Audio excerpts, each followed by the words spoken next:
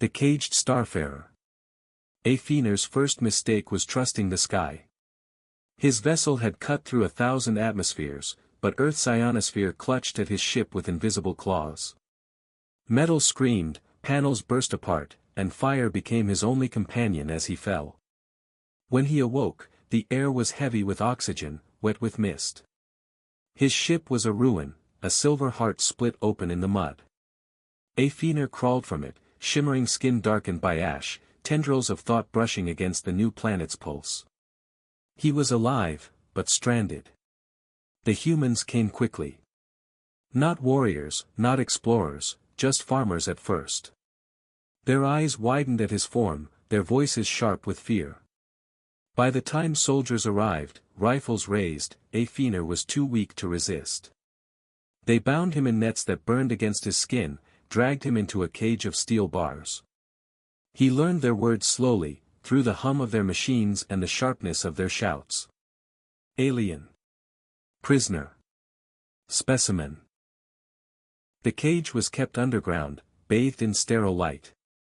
He was prodded, scanned, and cut. Needles sank into him as men in coats whispered behind glass. He had crossed galaxies only to become a curiosity, a trapped bird in their labyrinth of science.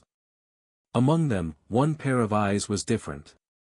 Dr. Daria Vera watched him not with fear, but with sorrow. She lingered after others left, sketching symbols on her clipboard, whispering apologies he could almost feel in his mind. "You don't belong in a cage," she said one night, when no one else listened. Athena tilted his head, his voice a vibration she felt more than heard. "Home," he pulsed. "Sky. Return." That single word, return, haunted her. Daria was no stranger to cages. A scientist bound by military contracts, she had watched discovery twisted into weaponry, compassion drained by bureaucracy. Something inside her cracked each time she saw them cut into Athena's luminous skin. So she made a choice.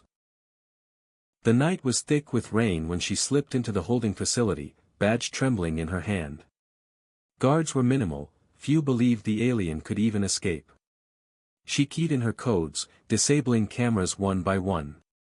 Athena lifted his head as the locks on his cage hissed open. "You'll die if you stay," Daria whispered. "Come with me."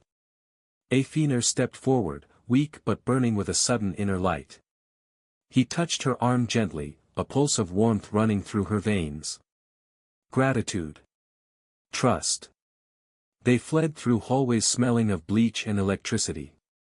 An alarm began to wail, someone had noticed. Boots thundered behind them, voices sharp with panic. Daria dragged him through service tunnels, heart hammering. She had planned this route for weeks, memorized every blind spot, bribed the right guard. At last they reached the ruins of his ship, hidden under tarps in a hangar. Scavenged and broken though it was, Athena touched its hull with reverence. Panels lit beneath his fingers, awakening with ghostly light. "You can still fly?" Daria asked, breathless. "Not far," he admitted, voice inside her mind.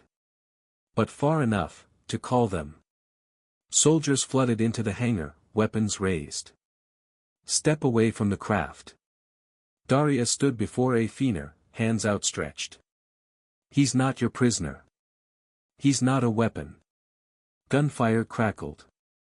Athena surged forward, a shield of luminous energy unfurling from his body, the bullets melting into sparks before they reached her. He did not fight to kill, only to protect. The ship's core hummed alive. Athena beckoned her inside. She hesitated. This was the threshold between worlds, between safety and exile. "I can't go," she whispered. "Earth still needs me. But you need to go home." For the first time since his fall, Athena's form shifted. His features softened into something almost human, almost familiar. He pressed a hand to her chest, over her beating heart. "Friend," he pulsed. "Forever." Then he stepped back into his ship. The vessel shuddered, engines igniting with a roar that rattled the hangar walls. Light poured through every seam, blinding the soldiers as they stumbled back. With a final surge, the craft tore through the roof, ascending into the storm. Rain turned to steam in its wake. Within seconds it was gone, a streak of fire returning to the stars. Silence fell. The soldiers lowered their weapons, bewildered. Daria stood alone, drenched in rain and trembling. She knew she would face interrogation, perhaps worse, for what she had done. But she felt only a fierce, quiet joy.